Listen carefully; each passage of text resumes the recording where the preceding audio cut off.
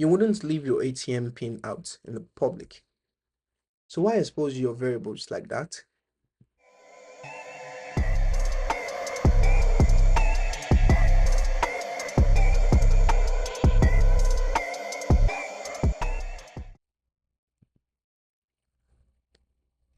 Today, we're locking things down. Let's learn encapsulation and how to keep our code safe and clean. So when you're working with on cybersecurity, you will learn what is called encapsulation. So what is encapsulation? Encapsulation is wrapping data or variables and code or methods together. Then we make variables private and access them using getters/setters. Sounds complex, but it's really, really simple. Let's take a basic example in our code editor. All right, so inside our IntelliJ IDE, we're going to see examples of encapsulation in real world. So basically, encapsulation is like hiding how a code works. Okay, now imagine you have a toy. Now this toy, say, is a toy robot. Now you can have buttons outside the toy, and inside the toy there are wires. So when a kid press or they press the button on the toy, a child press the button on a toy, is going to maybe raise the hand or sing some music. What the child gets is the music, and note how the current or the wires are connected to the speaker from the button to the speaker. The child doesn't know anything involved in the function or how everything works. It just needs press the button, it gets a feedback. So encapsulation in Java helps us to prevent people from messing with our code. So imagine you give the child the toy and you did not hide the compartment. Even when you hide it, some of the kids they destroyed the toy to find out how it works. Okay. So even when you if imagine you did not even hide it. So the child can just possibly spoil it without necessarily meaning to spoil it. So that is where encapsulation comes into play. We're able to hide this code or make them private so they are not easily disturbed. Now, the only way we can change this code is when we give permission to it. Now, let's think of it like a car. So you're using a car, you do not even a lot of us do not care how the engine supplies how far it goes to the engine and pushes um combust to push the pistons to make the car to set the car in motion. So we do not actually think about it. All we just know is we start the car, it moves, and we go. So that is what encapsulation is, just making it useful, making it easy for users to use without getting to crack their head about how it actually happens. So now let's go to a bank account. Now in your bank account, not everyone is allowed to just change your balance. Okay. So nobody is allowed to randomly change your balance in your bank account. So you are the one to grant access to a user. Imagine somebody, you have a bank account and someone just withdraws your money. So that's really difficult. But with encapsulation, the bank account balance is private to you alone.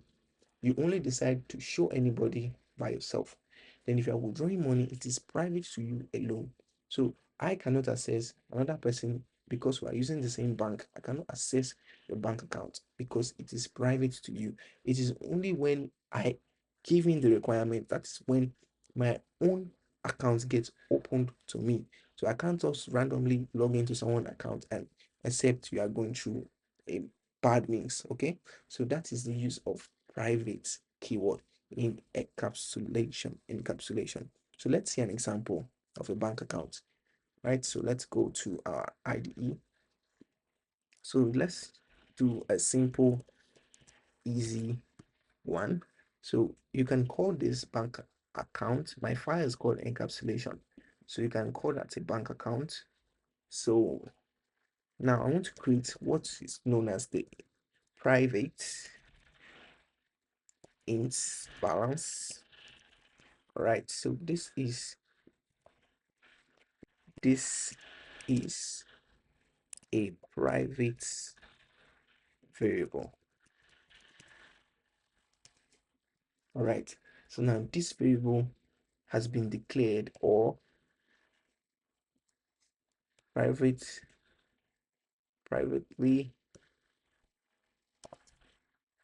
initialized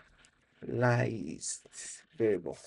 Okay, so what does this mean? I did not assign a value to this variable, so it's just initialized. So this is a privately initialized variable. Now, how do I access this variable? What I need to do is create a method this time, and I'm just going to do not a constructor but a method. Okay, void set balance. Note, in a constructor you do not even go as much as adding void. Okay, there's no return keyword. So now we're going to set the balance, saying if the balance is, let's use another condition, is greater than or equal to 0, then we want to say this does balance equals to balance. Then we want to do another condition, we want to do another check, sorry, or you can write this in one go. Let me show you how. So I can just write if, sorry, instead of putting those comma, I can just say this and remove this two. And sorry, let me change the condition. Those parentheses, you don't need them all the time. If it's just a short function, just use this does balance equals to balance. So this is how to write an if statement if you are not going to have else condition or else if condition. So you can just write an if statement in one go this way in Java.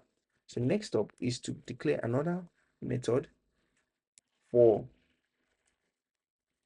receiving the balance, and this method just returns balance. Okay, to check your balance. So now we can control access like blocking negative balances. So how do we know? If we look at this, we have controlled access to this balance by blocking a negative balance. So if the balance is greater than 0, that is the only time when we set the balance to as the balance. Okay, so imagine if I put an amount, if I send in an amount of -1, -1 is not greater or equal to 0, so the balance remains 0 or whatever value it was. If it was 10,000 and I credit the account -1, it's not going to be added.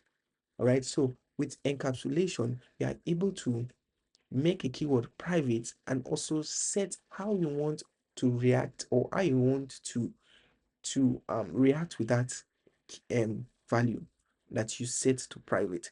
How do you want to get people to react with it?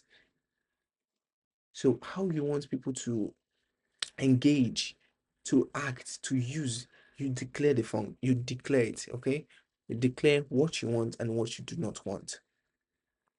So if you see a function with this private keyword, it means it is only inside this class. So this, anything you see, any method you see here that's called private, it means it only operates inside the class of where it's called. Then if I should call this method a public method now, it becomes public, and if I have another class right here, I can access it. But since it is private, it's not going to work outside this, so I can't call encapsulation.balance outside of here. All right, now let me show you. Public, okay, sorry, yeah, public class, and let's call this amount. Let's say, okay, can be public, yeah, class amount. Let's go with public static void main. So string, okay, let's see, does not have signature public static void main. Then args, sorry, there is no Yeah, so for some a minute it wasn't suggesting to me. So if I want to call this if I want to create an encapsulation now, in an object of encapsulation, say encapsulation, new encapsulation, then encapsulation dot balance. So let's go to dot balance. So you can not see the dot balance that I initialized here initially. Okay, so if I should make this a public keyword and I say dot balance, now you can see it's visible outside the class. So this was what I was just trying to bring to your attention. So now it's becomes visible outside the class, and now I can set it to 100, and since it's above 0, the balance will be updated. But if it's a private, if it's encapsulated, it cannot be called outside the class, so meaning I cannot mess with it outside that class, and henceforth it is safe. It is not damaged. It can never be damaged outside that class. So meaning I can keep on code programming or coding without getting to disrupt the balance I have set initially. So that is the use of encapsulation.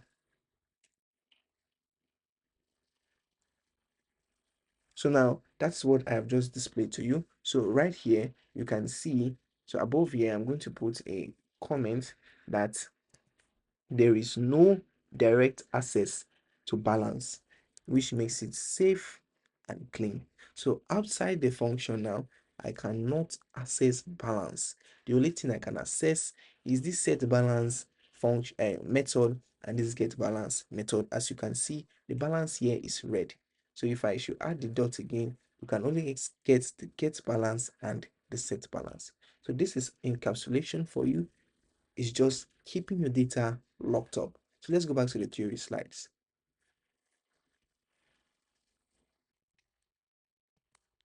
So why it matters? It prevents accidental modification, it adds validation, and it keeps internal logic private. So, okay, so that's encapsulation in a nutshell. Keep your data locked up. Next up, we'll look at inheritance, where one class can borrow stuff from another. So please leave a like, subscribe, and comment Team Encapsulation if you are now Team Private.